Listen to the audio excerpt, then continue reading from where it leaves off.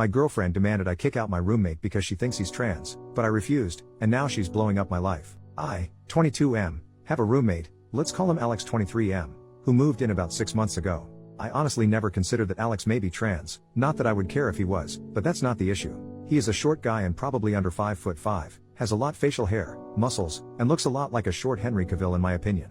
No one I know has ever brought up this idea before. I've had my friends and family at our apartment before. This is really the part that gets to me because my mom is extremely against any gay people, and if she sensed anything was up she would have caused problems right away. Alex and I get along. We're polite but not really friends. He's quiet but super polite, always pays rent on time, helps with chores, and even shares his cooking with me. I appreciate having him around, especially because my last 3 roommates were each their own horror story. The issue came up when my girlfriend, let's call her Sarah 28F, came over one day. Alex was shirtless. To clarify, I forgot to tell Alex that she was coming over, and she noticed the scars on his chest. After that she was quiet and short with me her entire stay there. When she got home, she blew up my phone, asking why I had a female living with me. I was confused and asked what she was on about. She says that she knows that his scars are from top surgery and that he is short, so he has to be trans, and a born female. I tried to explain that even if Alex is trans or a born female that there is no way I'd be attracted to him because to any person who looked at him, you would see a freaking guy. Plus he's respectful and doesn't cause drama like my last roommates, which she knows about. Just to be clear, I honestly still have no idea if Alex is even trans. I googled it, and those scars could be from some other surgery, like heart surgery or gynecomastia. And I really don't have an argument for him being short, but there is a lot of short men. At first Sarah wanted me to just ask Alex if he was trans, which why the heck would I do that, or give her his last name so she can run a background check. I said no to both. Then she said this was a violation of trust and that if I didn't either find out if Alex is trans, and kick him out, or just kick him out that she would have to reevaluate things. Basically threatening to break up. I said I don't do ultimatums and that we're done. Since then, she's been messaging me every single day for over 2 weeks, even after I blocked her on everything because she wouldn't leave me alone, pissed that I wouldn't do this small thing for her. She ranges from, are you screwing him? To let's just talk, and why can't you at least give me closure and ask him? To the most recent her telling our mutual friend about the situation. Our friend wants nothing a part of this shit show. I didn't feel bad at first, but after talking about it online, I've had some people say I should have just asked my roommate if he was indeed trans just to keep the peace, or that I shouldn't have essentially picked my roommate who I've only had for about 6 months over my girlfriend of 5 years. I wonder if I'm being unreasonable. I legitimately do not see how any straight dude could find Alex attractive, personally, but maybe I should have done something just to keep the peace. Edit to answer some questions. Same day, did you break up with her? Yes. During the text conversation we broke up. I always told her I had one rule, that I don't do ultimatums. If she were to say choose so and so or me that I would leave. I put up with a lot of shit verbal and physical, but I don't put up with that kind of bull crap. Ages? I was 17 and she was 22 or 23 when we got together. It's been a long time so I'd have to look back to make sure. But yeah, I was for sure 17. We got together the day I turned 17, our anniversary is my birthday. We couldn't get together before then because of the age of consent in my state, which I get now is really messed up. I don't know if it helps, but we have known each other our entire lives. My mom is her mom's best friend. When my mom worked, I would go over to Sarah's mom's house so I wasn't alone. We started talking and flirting when I was about 15 or 16 but didn't cross any physical lines until I turned 17 because I didn't want her to get arrested. I get that sounds bad. I really do. But at the time I didn't see it as bad. Just in case it is asked, our moms encouraged it. Why would you want to be with someone like that? I don't. I really don't. I didn't realize it was transphobia until some people here talked to me about it. I thought it was just her being jealous.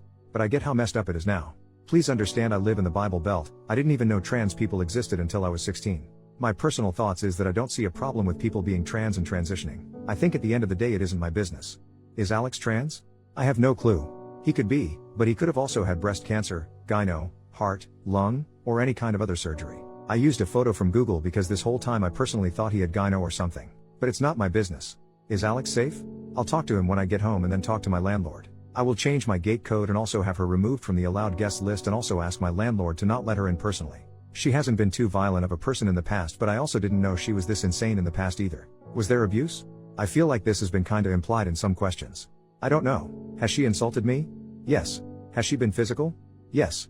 But nothing crazy. Slapping, pushing, shoving, but never anything like punching or drawing blood. The photo?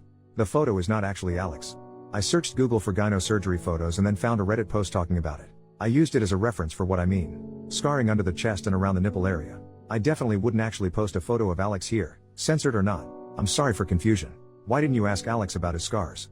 I have a few reasons. I personally wouldn't like it if someone asked me. Second, my mom has scars all around her body for different reasons and gets livid if you ask her about them. Third, probably the one that confuses people the most, I didn't really care enough to ask. I was curious but not, I just thought and then went on with my business. Small update, next day, I talked to Alex. I got advice saying to be upfront and tell him what's up completely, hide the trans part, and that I just shouldn't tell him. I don't know if this was the right thing, but I just told him, because once I was face to face with him I couldn't really help but do it. To clarify, I did not ask him about his scars or mention that specifically. I said my ex-girlfriend was under the impression he was a trans person, made sure to say I didn't care if he was or wasn't, and that I broke things off, changed the gate codes, put her on the do not let in list, all that drama. Before even saying anything, he asked if I was okay. Like I said, he is a chill dude. He also not so subtly asked the same questions that a lot of comments asked, essentially if I was in an abusive situation. I told him I don't know, but whatever kind of situation it was, it's over. The thing that really kinda messed with me is that he called me his best friend. I regret not saying we were close in other comments. I realize now we have different definitions of close because he is introverted and I'm not at all. We talked about irrelevant stuff for a while and then the question came up, would you care if I was trans? To summarize things, yes, Alex is trans mask. He had top surgery when he was 19 and has been on hormones since he was 18. He even has a tattoo with the date he started testosterone. While the idea that he could have been a dude with gyno, cancer, or something else is completely reasonable, it just happens that Alex is trans. And I don't care about that, Alex is Alex. I did show him the post and got permission to update things. I would not have otherwise. He is also roaming this post somewhere, but probably won't comment. Notes, Alex is going to help me out with finding some low-cost or pay scale therapy because he personally hasn't heard good things about the college's therapy services. Like everyone else has said, yes, it was abuse. I see that. I will also hold higher standards for myself in the future. Alex sent me the information for the therapist he sees and I'll contact them in the morning. The landlord knows there is a domestic incident and I trust him when it comes to making sure my ex doesn't show up. The do not allow list was made in mind for this reason.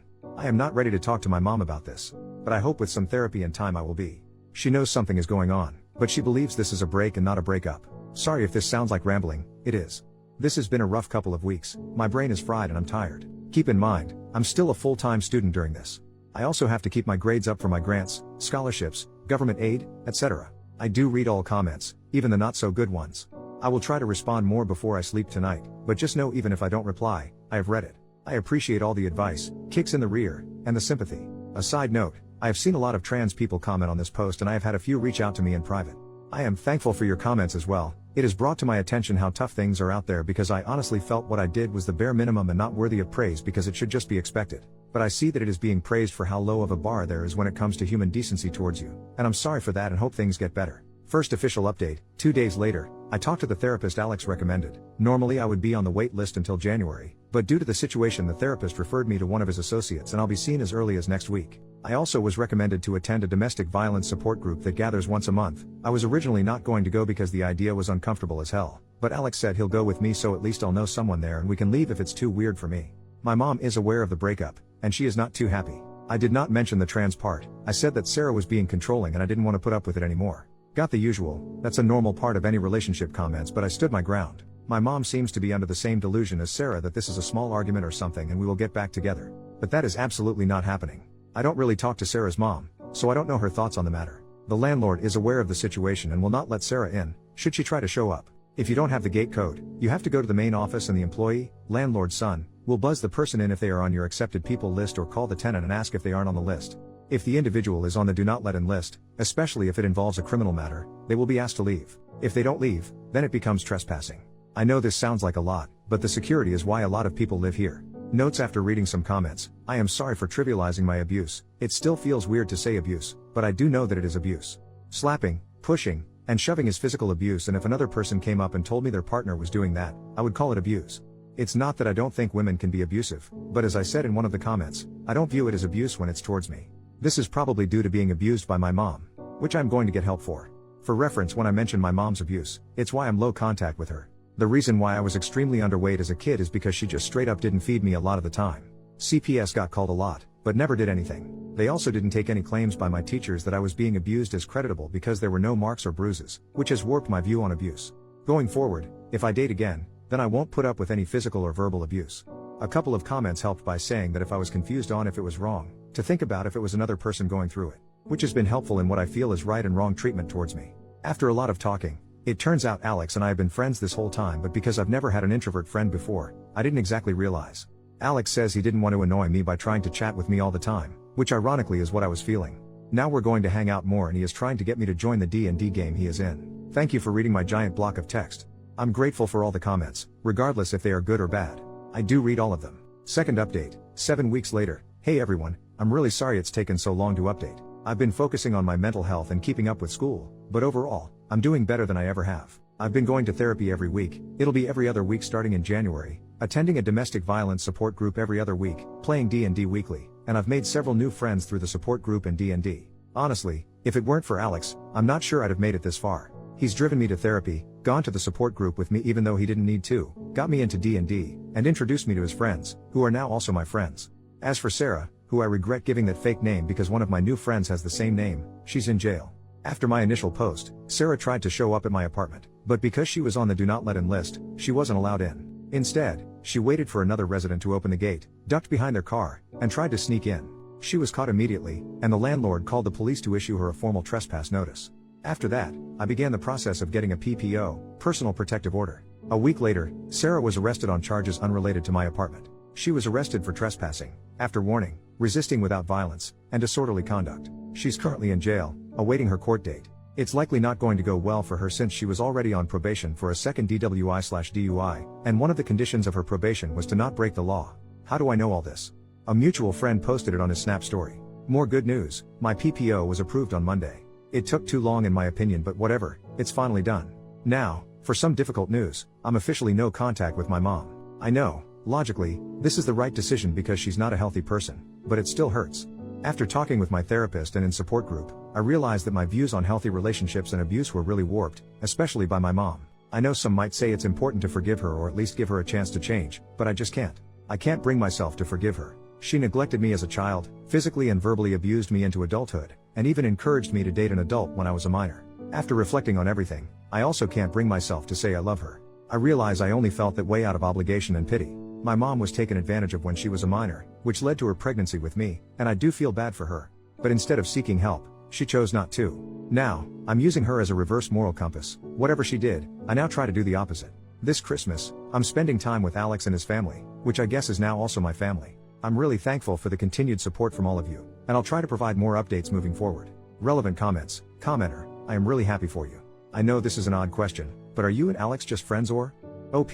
Admittedly, I don't know how to answer this properly and I don't even know if I want to answer it. While almost all of the comments on the initial post were overwhelmingly positive, there were some negative comments who teased that I must like Alex or something. It also felt upsetting because it was implying that I only did the right thing because I must have had feelings or must have been screwing Alex.